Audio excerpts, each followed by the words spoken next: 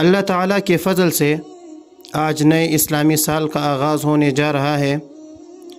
آج یکم محرم کی تاریخ ہمیں اس عظیم ہستی حضرت عمر رضی اللہ تعالیٰ عنہ کی شہادت اور ان کے بے مثال دور خلافت کی یاد دلاتی ہے،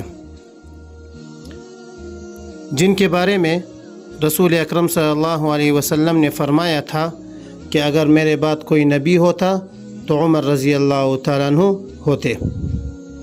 آج ہمارے معاشرے میں جو معاشی تنگی اور مشکلات ہے، ان حالات میں حضرت عمر رضی اللہ تعالیٰ عنہ کی زندگی ہمارے لیے ایک روشن چراغ ہے۔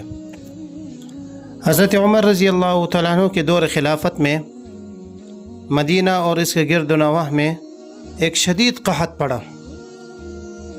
کتابوں میں یہ واقعہ لکھا ہے کہ قحط کے دنوں میں حضرت عمر رضی اللہ تعالیٰ عنہ کی گھر والی نے 60 درہموں کا گھی خریدا۔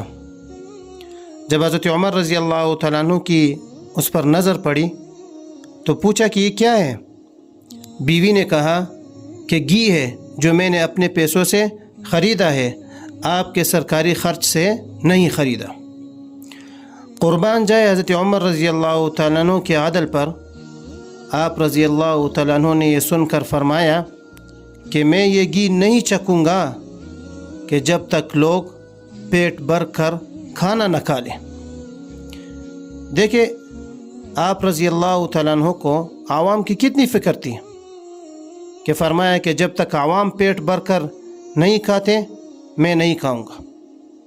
ہمارے حکمرانوں کو بھی عوام کی فکر کرنی چاہیے اور ان مشکل حالات میں ان کی تکلیف کو اپنی تکلیف سمجھنا چاہیے۔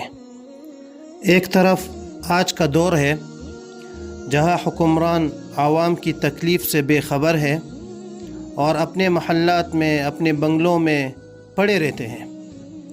دوسری طرف حضرت عمر رضی اللہ تعالیٰ عنہ تھے جو راتوں کو چھپ کر مدینہ کی گلیوں میں گھومتے کہ کوئی بھوکا نہ سو رہا ہو۔